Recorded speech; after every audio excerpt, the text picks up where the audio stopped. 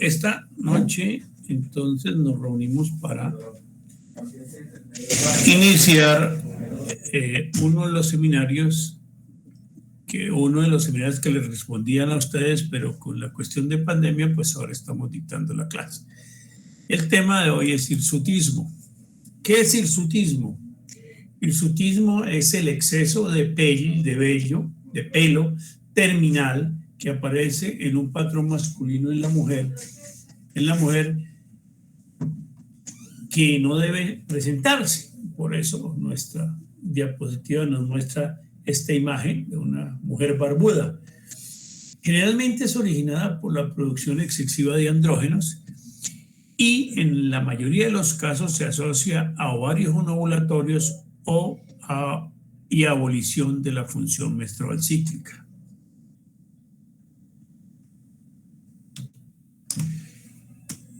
Hay que definir qué es hipertricosis, qué es vello, qué es pelo terminal y qué es hirsutismo. Hipertricosis es el aumento generalizado del pelo de tipo lanugo, relacionado generalmente con el uso de algunos fármacos o se presenta en algunas neoplasias. El vello es un pelo suave, no pigmentado, asociado generalmente en los años prepuberales. Y el pelo terminal es un pelo grueso, pigmentado, que crece en varias partes del cuerpo durante la edad adulta. Y el hirsutismo es la transformación de ese vello terminal en pelo terminal. Para clasificar el hirsutismo, Ferdinand Galloway clasificó unos valores que son de 8 a 10, de 10 a 15, etc. Esto no se lo aprendan, ahí está si alguna vez lo necesitan, usted busca en la escala y de acuerdo a lo que usted va presentando, así como el cuadro de Bishop, ustedes miran. Entonces él dice que si de 8 a 10 puntos es constitucional, de 11 a 15 hirsutismo leve, de 15 a 19 hirsutismo moderado y de 15 a 19 hirsutismo grave. Ahí están más o menos las zonas de distribución, eso está en un cuadrito y lo suman, eso no tienen que aprendérselo, es simple manera de información. ¿Cómo hacemos el diagnóstico? El diagnóstico, como todo en medicina, siempre tenemos que hacerlo haciendo una excelente historia clínica. Tenemos que mirar los antecedentes familiares, porque de ahí nos viene el hirsutismo congénito y genético, la hiperplasia suprarrenal congénita. Los antecedentes personales, si hay alteraciones o menstruaciones o infertilidad, si hay alteraciones endocrinológicas, si hay diabetes mellitus, disfunción tiroidea, hiperticolisolismo o hiperprolactinemia. O si están ingestando fármacos como el minoxidil y la ciclosporina. Entonces, fíjate que todo esto es basado en una buena historia clínica. El diagnóstico. Para hacer un diagnóstico tenemos que tener en cuenta la edad, el índice de masa corporal, el inicio de los síntomas y la rapidez de la instauración del cuadro clínico. Hay que valorar el hirsutismo objetivamente. Aquí es donde digo que de pronto si lo necesitan va a buscar la escala de Galloway. Hay que mirar la extensión y la intensidad de ese hirsutismo, la repartición en el cuerpo. Acuérdese que mientras que las mujeres tienen en su parte púbica una inserción del vello de tipo triangular, en el hombre es de tipo romboideo. Entonces, lo primero que ustedes tienen que mirar para hablar de hirsutismo. Hay que valorar, anexo al hirsutismo, signos de debilización, como el acné, la seborrea, la voz grave, la cliteromegalia, la atrofia mamaria, la alopecia frontal, o sea, la famosa M masculina de la frente. Hay que descartar también trastornos endocrinológicos asociados, como morfotipo, estrías, hipertensión arterial, galactorrea, tumoración abdominal y acantosis nigricans. Hay que valorar paraclínicos, y entonces para guiarnos o volver a corroborar lo que encontramos en la historia clínica, nos basamos en una testosterona plasmática, que estos son los valores normales, y que ellos nos dicen que cuando una testosterona esté elevada, sobre menos de 0.8, eso es idiopático, de 8, 1 a 0.2 puede haber un síndrome de ovario poliquístico, mayor de 1, 2 o 2 es un tumor o puede ser un síndrome de ovario poliquístico en su versión más grave, que se llama el síndrome de Stein-Leventa. También podemos solicitar el sulfato de hidroepiandrosterona, cuyos valores normales están entre 0.8 y 3.5 nanogramos, que en el ovario poliquístico, en el síndrome ovario poliquístico, el sulfato es normal, está ligeramente elevado en el trastorno funcional suprarrenal, y hay una elevación muy grande cuando hay un tumor de las glándulas suprarrenales, que acuerden que también producen androgenización. También usted puede solicitar, para basarse en descartar lesiones de suprarrenal, si la clínica está asociada, cortisol libre, prolactina, hormona estimulante del tiroides, hormona folículo estimulante, hormona luteinizante, prostaglandina E2, prostaglandinas, prolactina, insulina pre y poscarga, glucosa pre y poscarga, y la hemoglobina glicosilada.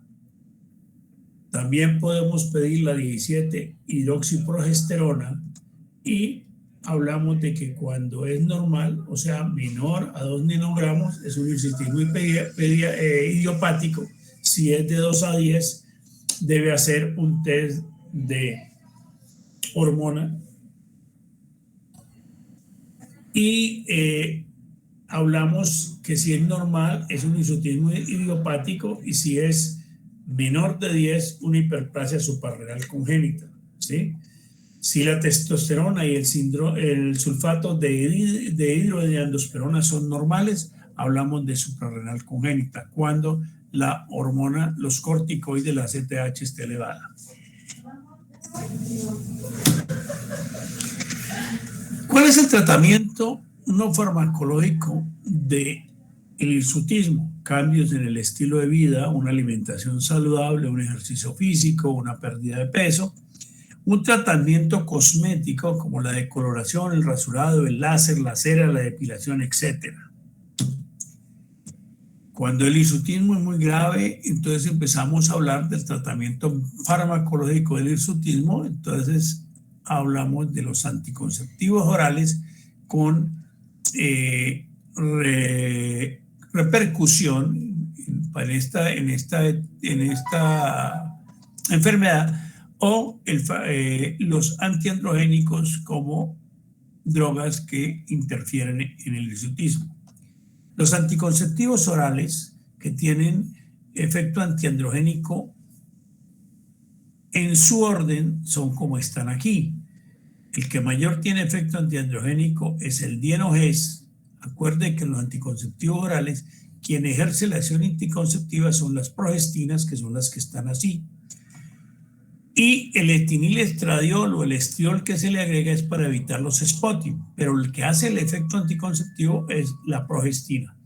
Entonces, estamos hablando de progestinas. Entonces, el dienogés es el que tiene mayor efecto antiandrogénico, seguido de la clormadinona, seguido de la drospirenona.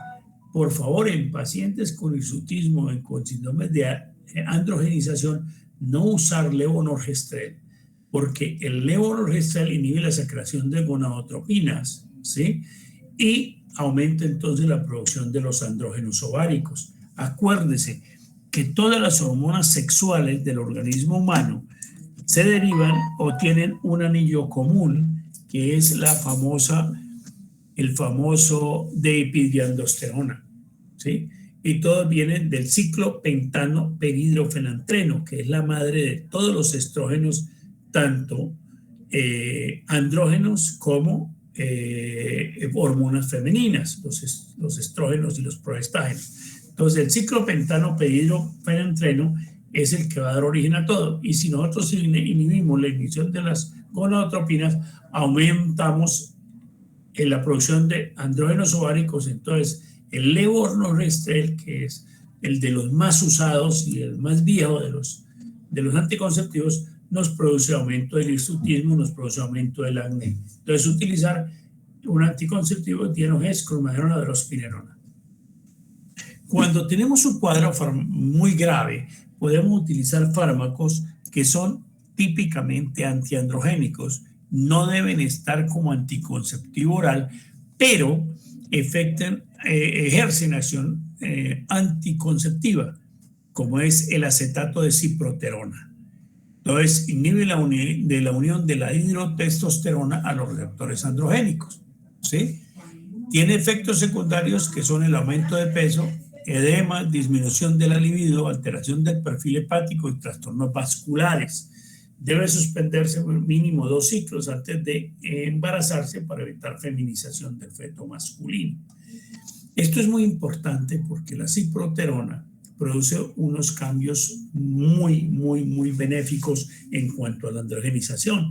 Entonces son pacientes que usted ve con acné, con seborrea, con caída del pelo, y cuando empiezan a utilizar la ciproterona mejoran después de 2 o 3 meses, pero drásticamente. Se les quita la seborrea, les mejora la caída del pelo, les quita el acné. Entonces ellas quieren seguir usando la droga, y cuando se usa por mucho tiempo hay efectos secundarios severos, como son alteración del perfil hepático y los trastornos vasculares. Entonces, acuérdense, el acetato de ciproterona es un antiandrogénico, no es un anticonceptivo. Sirve como anticonceptivo, pero no está clasificado como anticonceptivo, y en su manejo tiene que ser muy limitado. Otra droga que nos va a mejorar, que está directamente ligado, porque acuérdense que el hirsutismo van a encontrarlo muy ligado al síndrome de ovario poliquístico, es la metformina. La metformina se utiliza en los pacientes diabéticos, disminuye la producción hepática y la absorción intestinal de glucosa, disminuye los niveles de insulina y andrógenos y aumenta la captación periférica del músculo hílido y del tejido adiposo de la glucosa. Finasteride también se usó para el hirsutismo, es el tratamiento habitual del hirsutismo idiopático en pacientes que se descargan otras opciones. Bloquea la enzima 5-alfa reductasa, responsable de convertir la testosterona en dihidrotestosterona. Es teratogénico y está asociado, debe asociarse siempre a anticonceptivos orales. Flutamida es un antiandrogénico no esteroideo, es necesario controlar enzimas hepáticas. Acuérdense que todo tiene relación con hígado. Y la espironolactona, que es un diurético que es ahorrador de potasio, estuvo en una época, hoy sigue siendo usado en pacientes con problemas cardíacos, está casi en desuso, ya casi no se usa, pero también funciona contra el hirsutismo. Dentro de estos pacientes hirsutas encontramos unas formas graves como es el síndrome de Jayran. Se lo nombro por si lo encuentran, se acuerdan de esto. El síndrome de Jayran se presenta en 1 al 3% de las pacientes con hiperandrogenismo. Está caracterizado por hiperandrogenismo, resistencia a la insulina y acantosis nígrica, y está causado por alteraciones severas del metabolismo de la insulina. Y ahí tenemos el otro, el síndrome de Saja, que es una entidad clínica que está bien poco conocida, y vemos en la foto, y es diagnosticada por la presentación de la mujer con seborrea, acné, hirsutismo y alopecia, ¿ya? Entonces, ese también lo van a oír nombrar, y entonces hay que estar pendiente con eso. Como todo el hirsutismo está ligado al síndrome de ovario poliquístico, tenemos que referirnos a él. El síndrome de ovario poliquístico no se sabe si sea causa de la alteración del metabolismo de los carbohidratos, o al revés, la herencia o alteración del síndrome de los metabolismos de los carbohidratos es lo que produzca el síndrome de ovario poliquístico. Por eso se dice, no se sabe qué fue, si primero la gallina o el huevo. 3 al 10% de las mujeres en edad reproductiva padecen del síndrome de ovario poliquístico. Tiene unas manifestaciones clínicas, unas manifestaciones endocrinas y unas manifestaciones metabólicas que son las que más nos deben interesar. Se clasifican en 3: el síndrome de ovario poliquístico clásico, el síndrome de ovario poliquístico ovulatorio y el idiopático. El clásico es hiperandrogenismo y anovulación crónica. El ovulatorio, hiperandrogenismo, ovario poliquístico y ovulación. Y el hiperandrogenismo con ovarios normales y ciclos regulares. Estas son las 3 clasificaciones del ovario poliquístico. O sea, el clásico es la paciente gordita, hirsuta, obesa, con seborrea, con acné, con anovulación, ciclos irregulares y con infertilidad.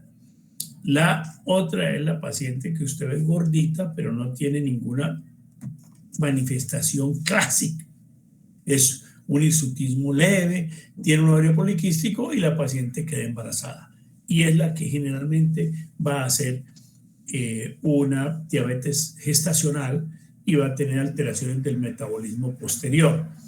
Y el idiopático es la paciente que la podemos, como ejemplo claro, la paciente con anovulación crónica, donde tiene ovarios normales, hay un ligero hiperandrogenismo y los ciclos son regulares. Las manifestaciones metabólicas del síndrome ovario poliquístico es la resistencia a la insulina, hay una hiperestrogenemia, hay aumento del riesgo por esta hiperestrogenemia, aumento del riesgo de la hiperplasia endometrial que puede llevar a un cáncer de endometrio. Recuerde que cuando a una paciente se le hace terapia de reemplazo hormonal y tiene útero, hay que dar estrógenos, pero también hay que darle progestágenos. Si la paciente no tiene útero, en reemplazo de terapia hormonal se le pueden dar solo estrógenos. Entonces, es por este factor. Entonces, la paciente que se deja sin manejo el ovario poliquístico, si está en hiperestrogenemia, puede haber un aumento de riesgo de esto y puede llevar a un cáncer de endometrio. Y la hiperandrogenemia que produce el síndrome de ovario poliquístico lleva a síndrome metabólico hirsutismo. Síndrome metabólico, acuérdense, se define obesidad central, mayor índice de cintura-cadera, índice de cadera mayor, de cintura mayor de 88 centímetros, triglicéridos de 150 mayor, HDL menor de 50, presión arterial elevada, glicemia en ayunas en estos rangos y glicemia postcarga en estos rangos. Entonces, fíjate que da una alteración en todo el metabolismo de los carbohidratos. Para concluir, es una patología que tenemos prevalente, que se nos va todos los días a entrar en nuestra consulta, que hace que puede comprometer el factor reproductivo y el factor metabólico, que tiene manifestación variable según el grupo etario, y el manejo siempre debe ser multidisciplinario. Eso era todo lo que tenía que hacer, lo que decir sobre esta charla. Muchas gracias, doctor. Gracias.